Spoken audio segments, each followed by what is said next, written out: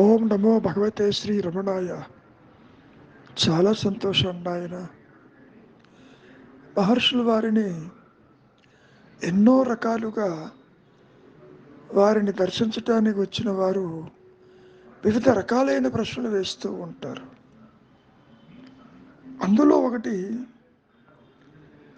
తనుమానస అంటే తనుమానసి అయినటువంటి ఆ స్థితి ముముక్షుత్వములు సదృశ్యముల అంటే ముముక్షత్వ స్థితి, మోక్షస్థితి, మనస్సు సూక్ష్మస్థితి రెండు ఒకటేనా? ఎందుకు ఈ ప్రశ్న వచ్చింది? నిశ్చలమైన మనస్సే ఆత్మ అన్నారుగా. ఆత్మ అంటే మరి ముక్తస్థితే కదా. అందుకని అడుగుతున్నారు. ఆ విధంగా ఆలోచన లేకపోయినా, అన్యత్వము లేకపోయినా అది ముముక్షత్వానికి దారి తీస్తున్నదా? చాలా విచిత్రంగా ఉంటుంది. అసలు సంబంధము లేనిది కనెక్టివిటీ కోసం ప్రశ్నిస్తున్నారు. అంటే దాని అర్థం ఏంటి? కార్యాకారణ సంబంధాలు ఏవైనా ఉంటాయేమో. ఆలోచన లేని మనస్సు ఆత్మే. చూడండి, అటువంటి స్థితి ఉందేమని అడుగుతున్నారు. దానికి మహర్షులు వారు అటువంటిదేది ఉండదు, అది కాదు. షట్గుణములున్నాయి: వివేచన, వైరాగ్యము, ముముక్షత్వము. ఇవి శుభేచ్ఛకు పూర్వములు.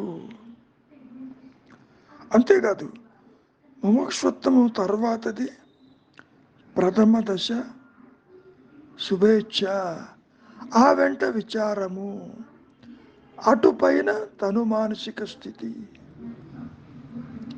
కనుక సాక్షాత్కారం అనేది ఫైనల్ స్టేట్. ముఖ్యంగా ఇటువంటి విషయాల్ని ఎందుకు మీరు అనవసరంగా విశ్లేషణ చేయటానికి ముందుకు వస్తున్నారు? దానివల్ల ప్రయోజనం ఏంటి? అంతేకాదు, జీవన్ముక్తి అన్నా, విదేహముక్తి అన్నా, వీరిని శాస్త్రజ్ఞులు వివిధ రకాలుగా వర్ణించారు. శాస్త్రజ్ఞులు అంటే శాస్త్రము రచించినటువంటి వారు చెప్పుకున్నారు. అవన్నీ శరీరంతో ఉన్నప్పుడేమో సత్యము ఎరిగి నిలిచి ఉన్న వారిని విదేశముక్తి అని, కొన్ని చోట్ల ఆ విధంగా ఉన్నట్టు చెప్పారు. అసలు సంగతి ఏమిటి అంటే, ముక్తి అహం స్ఫురణకి మరో పేరు. అసలు దానికి ఈ దేహాదులకి సంబంధం లేదు. ఉన్నదే ముక్త స్థితి. జీవుడు పుట్టినా పుట్టకపోయినా, ఏ అవస్థల్లో ఉన్నా లేకపోయినా దేహాదులతో సంబంధం లేదే అంటూ చెప్పుకొచ్చారు. ముఖ్యంగా ఒక విషయాన్ని బాగా గుర్తుపెట్టుకోవాలి. జ్ఞాన భూమికలు, దాన్ని మనం ఒక రకంగా స్టేజెస్ అని కూడా అనుకోవచ్చు కొంతవరకు. శుభేచ్ఛ అంటే ఏమిటి? సత్యాన్వేషణలో జిజ్ఞాస కలిగి ఉండటం శుభేచ్ఛ. సరే, మరి విచారణ అంటే ఏమిటి? ఏ విధంగా కలుగుతుంది? శ్రవణ మననాదులతో నీలో ఒక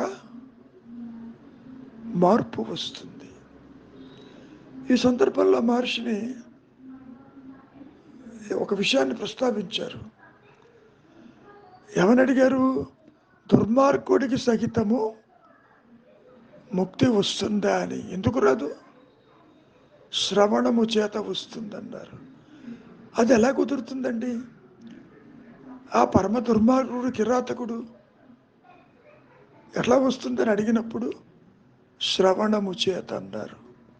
దారిన పోతూ ఉంటారు, ఎక్కడో మైకులో వినపడుతూ ఉంటుంది ఏదో ప్రసంగం. అదేమిటని అడుగుతాడు. అది భగవద్గీతట, ఎవరో చెబుతున్నారు. గీత అంటే ఏమిటంటారు. కృష్ణ భగవానుడు చెప్పాడంటాడు. కృష్ణ భగవానుడు ఏం చెప్పాడంటారు. ఈ విధంగా శ్రవణంతో పరమ దుర్మార్గుడికి సహితము మార్పు వస్తుంది అని చెప్పడం జరిగింది. కాబట్టి విచారణ చేశాడు కదా, ఏం చెబుతున్నాడు. ఆ చెప్పేది నేనెందుకు చూడకూడదు. కర్మవశంగా దుర్మార్గుడైనాడు, అందులో ఇబ్బంది లేదు. కానీ విచారానికి అవకాశం ఉంది కదా. తను మానసి అంటే మనస్సు యొక్క సూక్ష్మతని గ్రహించగలిగిన స్థితి. మరి ఆత్మగీత అంటే ఏమిటి. రెండు రేణులు లేవని ఎప్పుడు చెప్పుకున్నాం కదా మనం. ఉన్నది ఒకటే నేను. అది ఈ విధంగా కనపడుతుంది.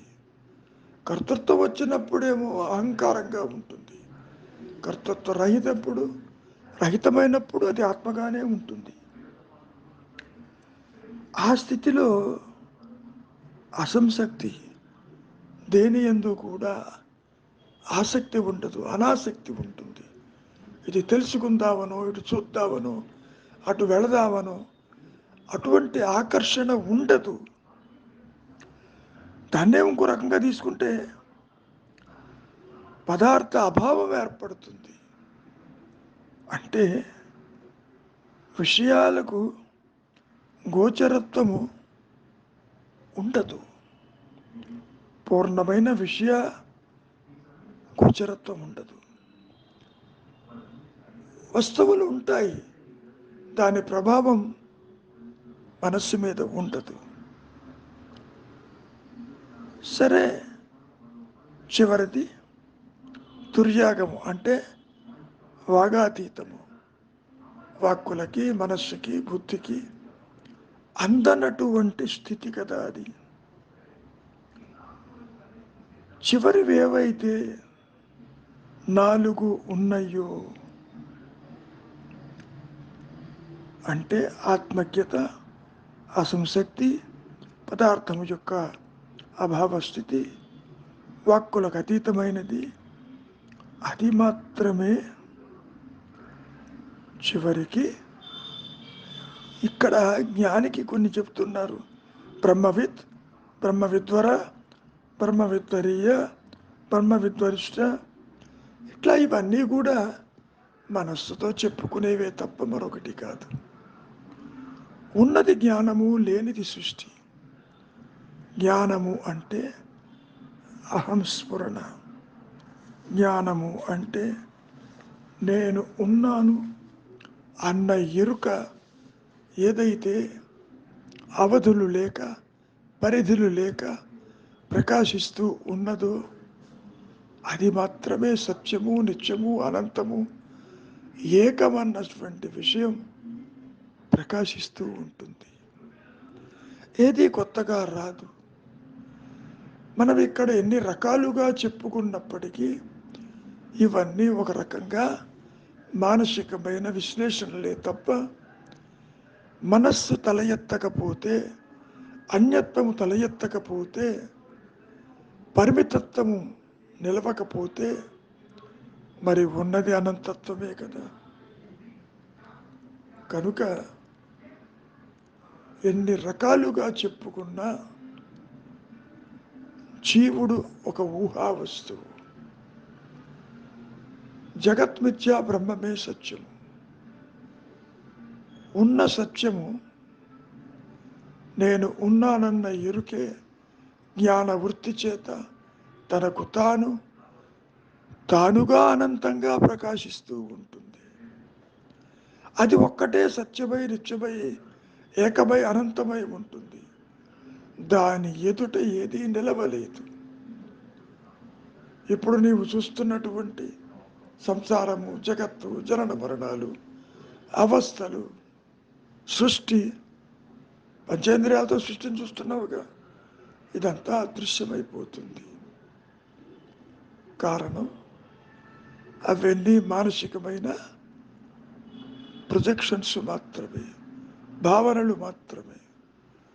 భావశూన్య స్థితి యందు మరి అక్కడ సద్భావమే ప్రకాశిస్తుంది అనుగ్రహము చేత. మంచిది. మౌనమే నీ సహజత్వము.